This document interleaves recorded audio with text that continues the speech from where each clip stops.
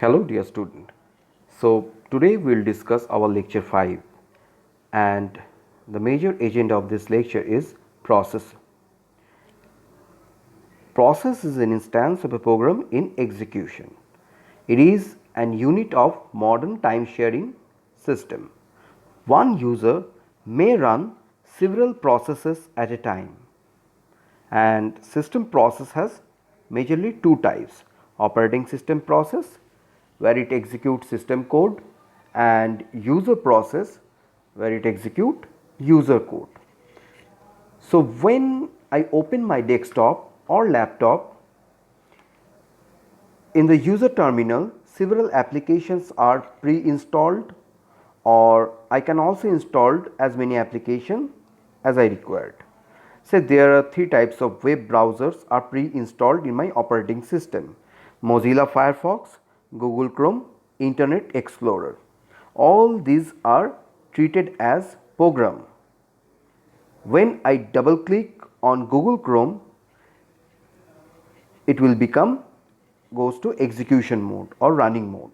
That means at that specific time Google Chrome become a process. So if it is in sleeping or passive state, it calls program, and if it is in active or running state, it called process. Now a process is represented by using 5 tuples: process ID, code, data, register value, and program counter. Process ID is also called PID. It is a unique identification number. Each and individual process having their separate PID. Code, it is actually the program code. Data, during execution data is required, and register are the values in machine registers, and PC which has the address of the next instruction to be executed from memory. There is basic difference between program with processes.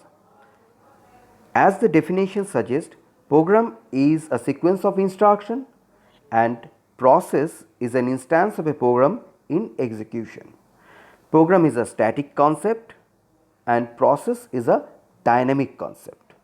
Program itself, it is not a process, whereas process itself is a program. Program is a passive entity and process is an active entity. Now I come to the next part, and this is very much important for your exam: process state diagram. When a process is created, it is in new state. If it does not have any bug or compilation error, that means it is ready for execution. So it moves from new to ready queue. If the CPU is available at that particular time, then it will move to running state. If there is no IO error is occurred, then it can be successfully terminated. If any IO error is occurred, then the running process moves to blocking or waiting state. And this blocking or waiting process, actually it is present in main memory, and when we know that actually we know that the size of the main memory is limited. So if it is fill up, then the entire process will have moves to the other blocking or suspended state. So if it is fill up, then the process which having lower priority or waiting for a longer period of time are moved to block suspended, which is actually located in secondary storage. And if it is overcome from that particular block suspended state or situation, then it moves to again ready state.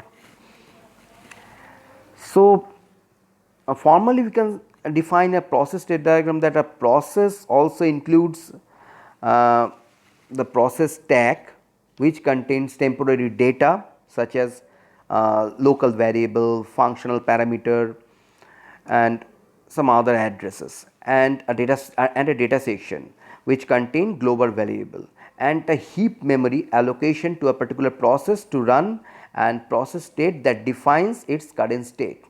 A process changes its state during its execution. Each process may be in one of the following states: new state. We formally say that when a new process is being created, that is called new state.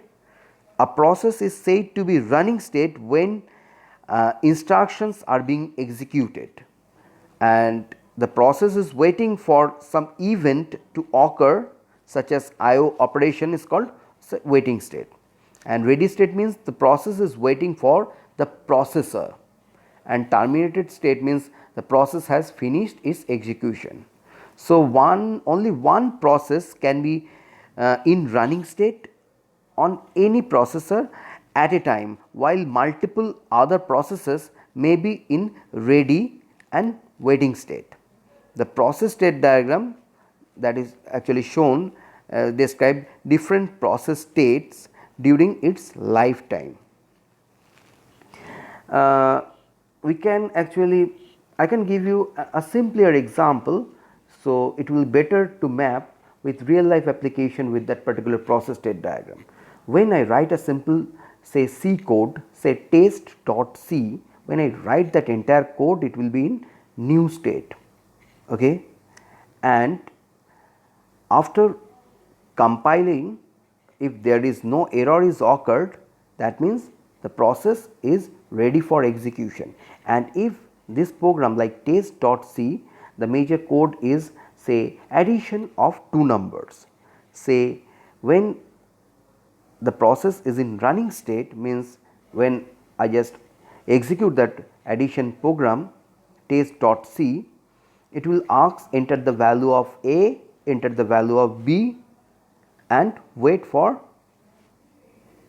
some event to occur or some IO interrupt, means user gives some inputs from the keyboard and this program is actually waiting for that particular input. So, it is in blocking or waiting state maybe, and the main memory size is limited.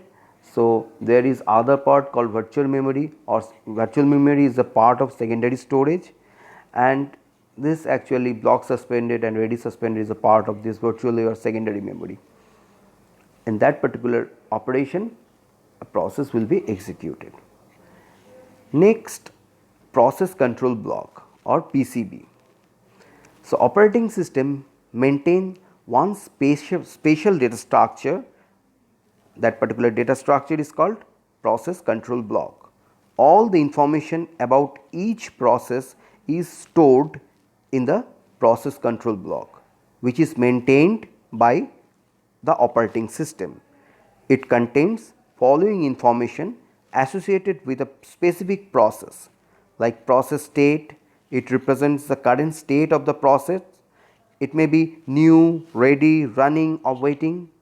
Program counter, it indicates the address of the next instruction to be executed for this particular process. CPU register, they include index register, stack pointer, general purpose register. It is used to save process state when an interrupt is occur, so that it can resume from the previous state. And CPU scheduling algorithms are there. It includes process priority, pointer to scheduling queue, some memory management information is also there, where the value of the base and limit register, page table depending on the memory system are actually mentioned in the particular section, and some IO status of information is also mentioned, like it includes a list of IO devices allocated to a particular process or a list of open files and so on. Now, I move to context switching. Context switching means switching the CPU to another process require saving the state of the old process and loading the saved state from a new process. This task is called context switching. The context of the process is represented in PCB, that means process control block of a process. It includes the value of the CPU register, process state, etc.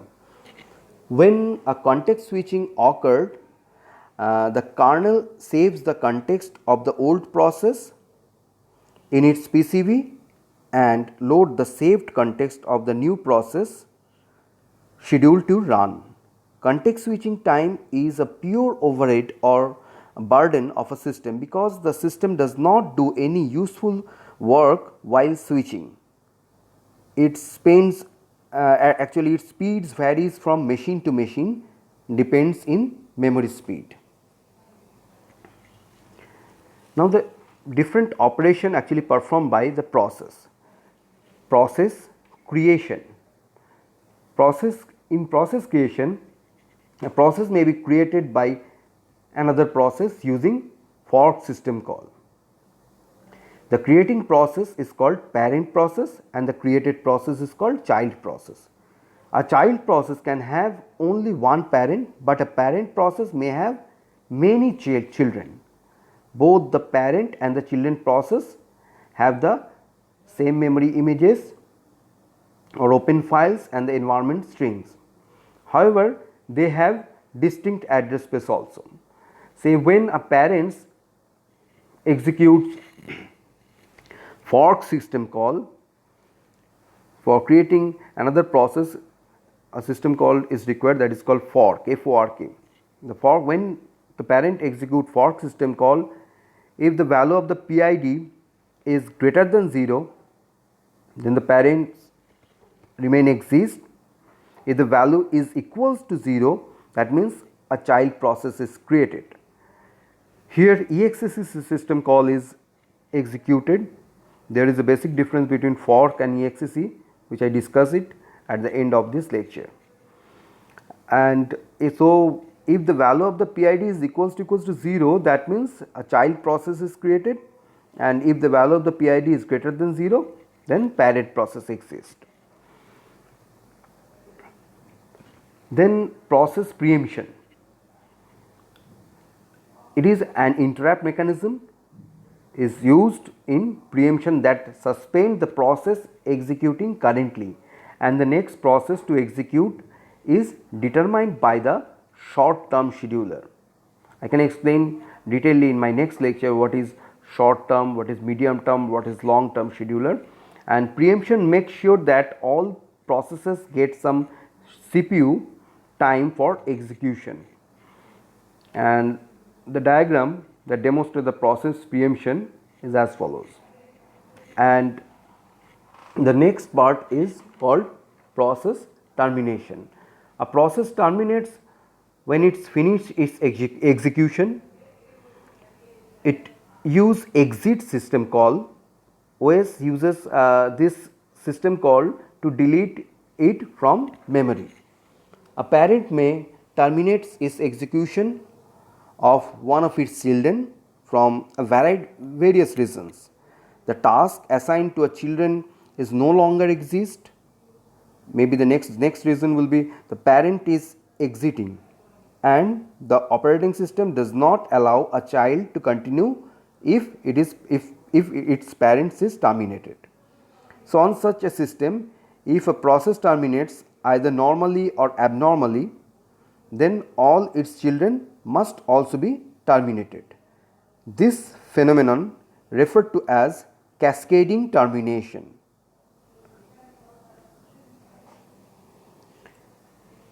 Several questions, and this question are in your assignment. I can discuss it little bit. Say what is parent process and what is child process. So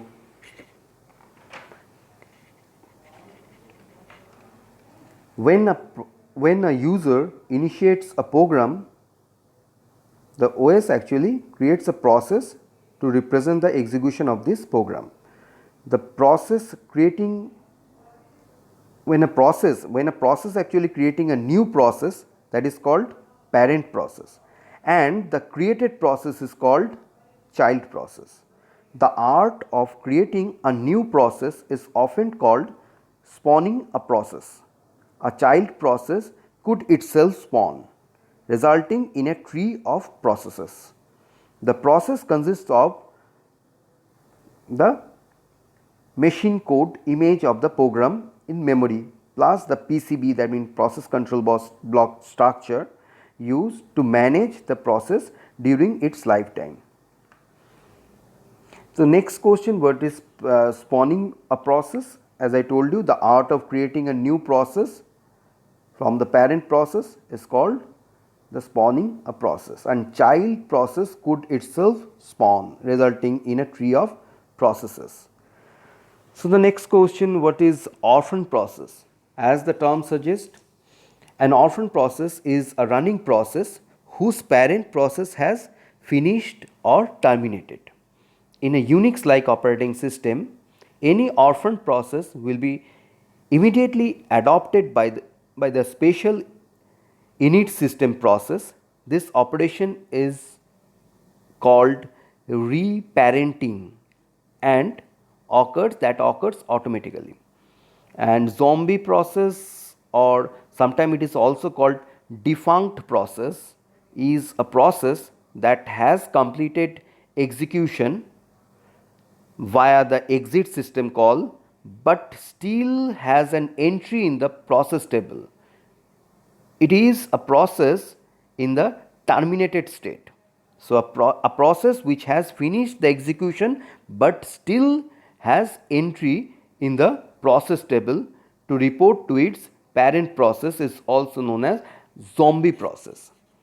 So, these 5 questions are in your assignment, second assignment. So, hope you enjoy this class, and if you have any doubt, we will actually arrange a doubt clearing session, and if you have any query, please mention in the chat box. Thank you.